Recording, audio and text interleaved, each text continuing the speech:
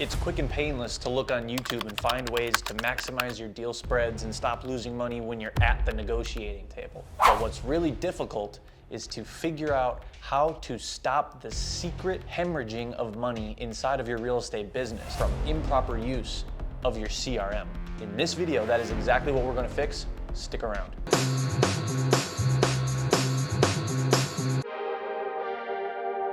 All right, Mason, so we're gonna talk about the 5 ways real estate investors are losing money and not even realizing it.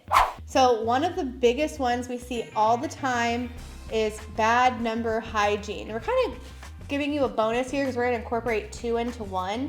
And so the 2 things I see with bad number hygiene is wasting money, skip tracing records you've already skip traced before. So if you're pulling CSVs from all over the place and you got the new probate list and then you get the new tax delinquent list and you skip trace both of them, chances are there are records on both of those lists and you've wasted money skip tracing them again. So how do we prevent this in REI Sift? We have a simple filter. All you're gonna do is you're gonna go over to filter records. You're gonna go to parameters and others. You click numbers, no, skip trace, no. Now you can also include the list that you're wanting to skip trace. And when you apply that, you're only gonna get back the records that do not have phone numbers. So you're not gonna waste that money and time skip tracing those records that you already got numbers for on that last list.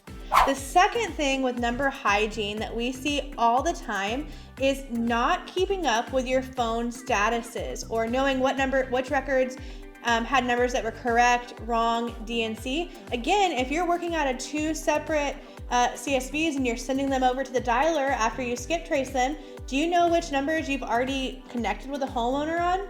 Do you know which records you've already gotten wrong numbers and dead numbers for? You're wasting your time, you're wasting your money. So let's stop doing that. Knock it off, right? So we're gonna go over to our filter records. I'm just gonna change this to numbers yes really quickly. And if you click on one of these records, so if I go to numbers yes and I click on one of these records, you can see here that I have phone statuses. And so whether I'm doing this right here manually in REI Sift, manually dialing using a niche process, or I'm sending them over to a dialer or sending them over to a text platform, either way, I'm going to be updating these phone statuses in REI Sift. So if I get a correct number for this homeowner, even if they say they're not interested, I want to track that, right? We'll talk more about that in a little bit. I want to track that because I don't want to waste time trying to get the correct number to this homeowner next time they show up on a list I pull. I already got it.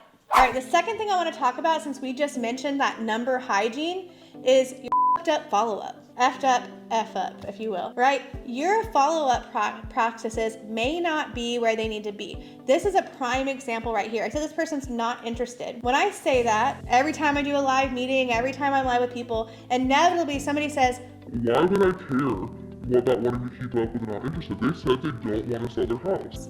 I'm not going to follow up with them, right? Well, the truth is this person may not be interested today, but we know there will be overturn in this market over time. And while they may not feel like they're interested today, their circumstances may change a year from now. And so I want to retain that insight, that correct number, so I don't have to waste money getting that correct number again. And I'm the one that's been contacting them when they are ready to sell. So don't sleep on your not interested is part 1 of F'd up, F up, right? Second thing is, when we go over to my task page, we have task presets, and you can see that I have created presets depending on the status I get when I get a correct number. When you get a correct number, 3 things are gonna happen. They're gonna very politely, I'm sure, say, no, I'm not, don't ever call me again. The second thing that's gonna happen is they're gonna say they're not interested. We should have a follow-up for that. And then the third thing, they want to sell the property, right? And so we want to determine how quickly they wanna sell their house. And based on that, I call it cold, warm, or hot. I have a follow-up based on that because I want to handle each lead appropriate for their situation. So you can see here on my task presets, I have a different follow-up for cold. I'm following up every 45 days, then 15, then 30, and repeat that on a cycle. For warm leads, I'm following up after 15 days, then 10 days, then 5 days, and I repeat that on a cycle. Then hot leads, looks a little aggressive, but because they're saying they want to sell their house in 30 or less days, I'm going to talk to them almost every day until I get that contract locked up.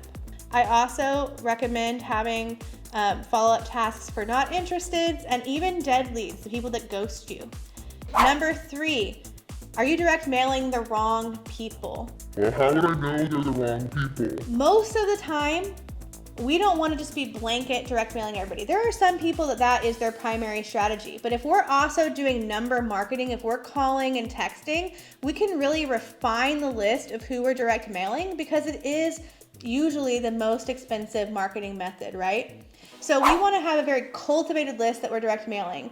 There are kind of three candidates I want to talk about today that would be really good for direct mail. So one, of course, could be your driving for dollars list. If you have a really limited list, you like direct mail, something really targeted like that.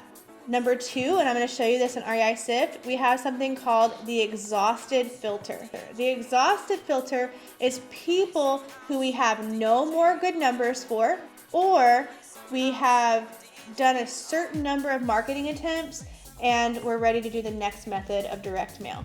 So if we go over to filter records, and I'm going to add a new filter block called exhausted, and I'm going to select exhausted numbers yes. And so you can see these are my records that are exhausted. So for example, this property, all of the numbers are either DNC, dead, wrong. I do have one no answer. So we really want to couple this filter hand in hand with marketing attempts. Maybe I've done 10 call attempts on this record. I have not gotten a correct number. It's not a good candidate to keep dialing. So I want to move it into a direct mail process. The third group of people that are really good candidates for direct mail, in fact, they're a direct mail gold mine, is those people you've skip traced and didn't get numbers back for at all. Because if you're not getting numbers, probably nobody is, right? So to see those, I'm going to go back to my records page, and we're going to go back to those skip tracing filters. Select numbers no, skip traced yes. And so these are all the records that I've skip traced and didn't get numbers back for. So I have a couple choices here. I can try to skip trace them again. Maybe I'll have better luck with a different skip trace provider, or I can go ahead and send them into direct mail. And so these are really good direct mail candidates because you can't reach them any other way. So it's not necessarily that you're maybe direct mailing the wrong people, but are you direct mailing the best people? Are you making use of the data you have to target that and maximize your results? All right, so stop wasting money using untargeted direct mail campaigns. All right, this next one's really easy.